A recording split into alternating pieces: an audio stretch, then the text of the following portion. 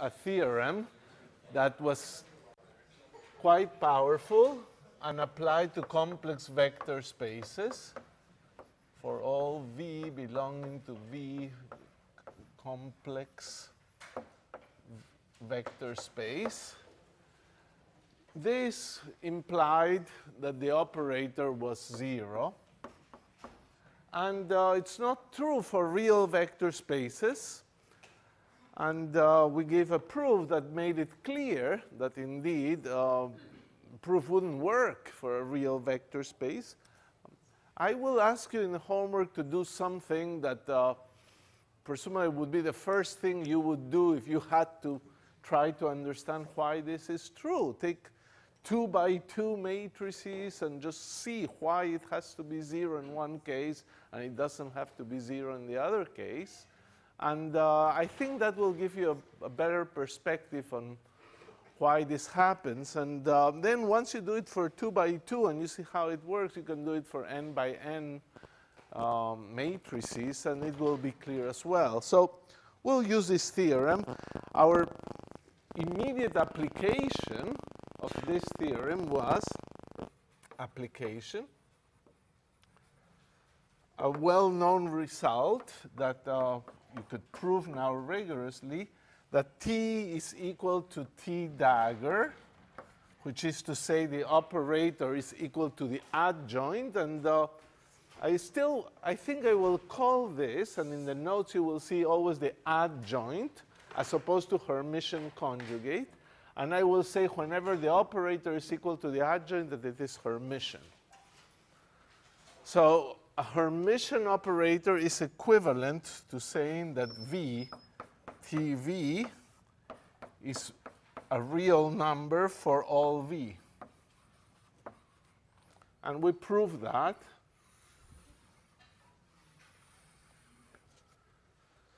In other words, physically, Hermitian operators have real expectation values.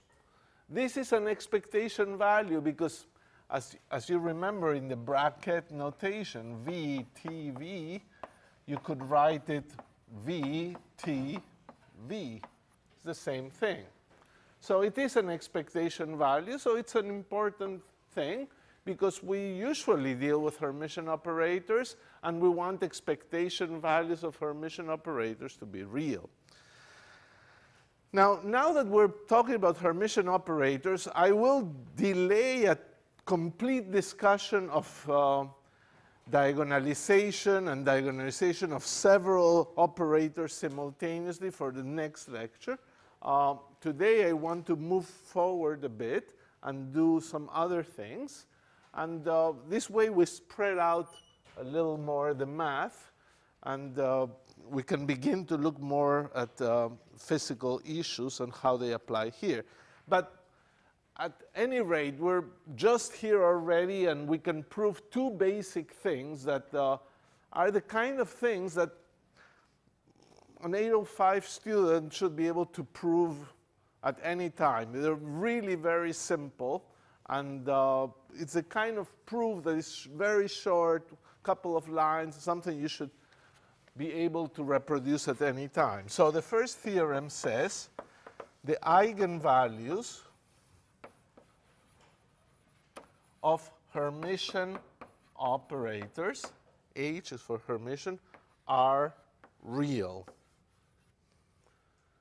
And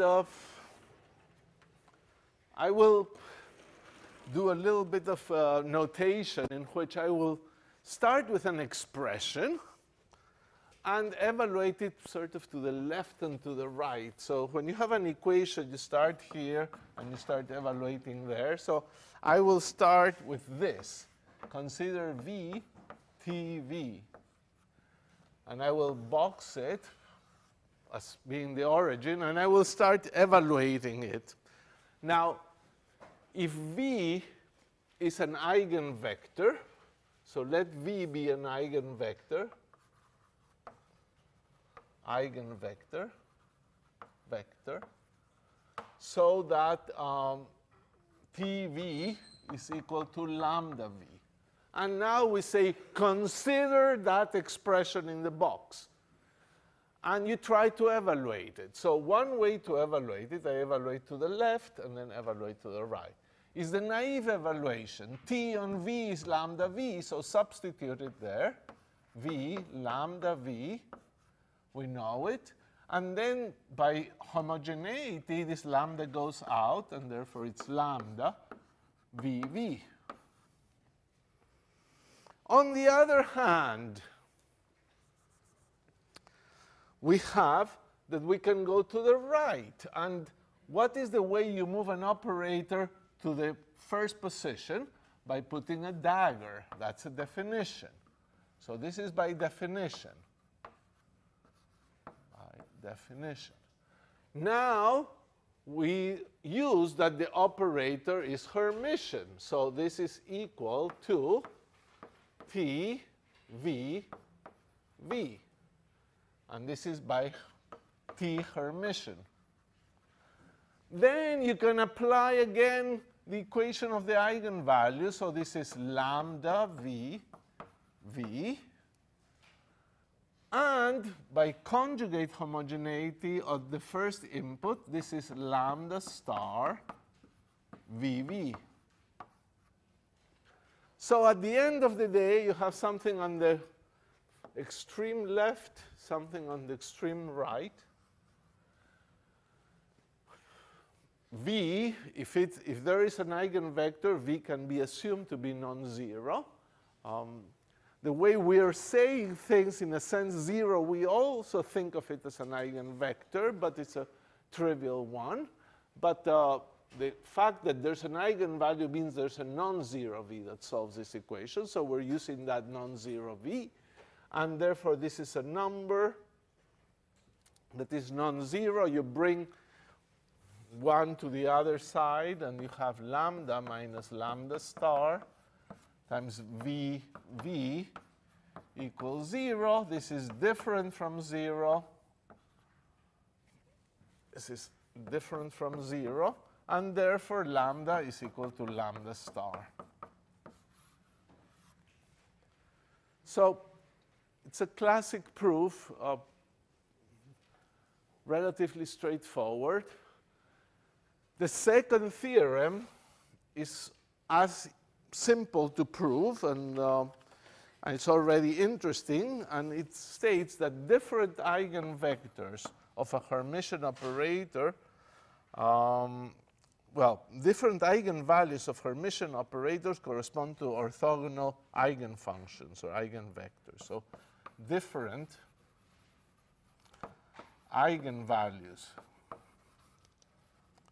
of Hermitian ops correspond to orthogonal eigenfunctions, eigenvectors, I'm sorry. So what are we saying here? We're saying that suppose you have a V1 that acted on T gives you a lambda 1 V1. It's one eigenvalue. You have another one, V2 is equal to lambda 2 V2, and lambda 1 is different from lambda 2. Now, just focusing on a fact that is going to show up later and is going to make life interesting, is that some eigenvalues may have a multiplicity of eigenvectors. In other words, it's not, if a vector v is an eigenvector, minus v is an eigenvector, square root of 3v is an eigenvector, but that's a one-dimensional subspace. But sometimes, for a given eigenvalue, there might be a higher dimensional subspace of eigenvectors. That's the problem of degeneracy. And it's very interesting, makes life really interesting in quantum mechanics. So if you have degeneracy in that set of eigenvectors form a subspace, and you can choose a basis, and you could have several vectors here. Now, what do you do in that case? The theorem doesn't say much, so it means choose anyone. If you had a basis there, choose any one, the fact remains that if these two eigenvalues are different, then you will be able to show that the eigenvectors are orthogonal. So if you have some space of eigenvectors at the general higher dimensional space of eigenvectors with one eigenvalue and another space with another eigenvalue, any vector here is orthogonal to any vector there. So how do you show this? How do you show this property? Well, you have to involve V1 and V2. So you're never going to be using the property that T is Hermitian unless you have an inner product. So if you don't have any idea how to prove that, you presumably at some stage realize that you probably have to use an inner product, and we should mix the vectors, so maybe a V2 inner product with this. So we'll take a V2 inner product with TV1. And this is interesting because we can use that TV1 is lambda 1 V1 to show that this is just lambda 1 V2 V1. And that already brings all kinds of good things. You're interested in this inner product. You want to show it 0, so it shows up. So it's a good idea. So we've evaluated this. And now you have to think of evaluating it in a different way. Again, the operator is Hermitian, so it's asking you to move it to the other side and exploit that.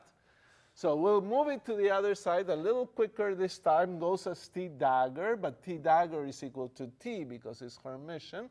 So this is equal to, so this is the central equation. We go one way, we go the other way, this time down. So we'll put T V2 V1, and this is equal to lambda. Let me go a little slow here. Lambda 2 V2 V1. Your impulse should be, oh, it goes out as lambda 2 star, but the eigenvalues are already real, so it goes out as lambda 2 V2 V1.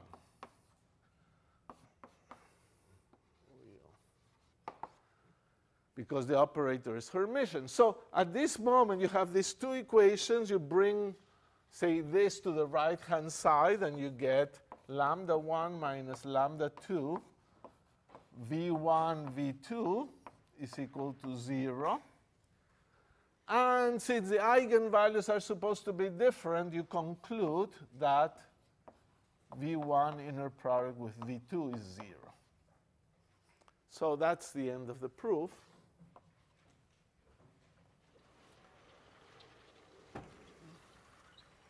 And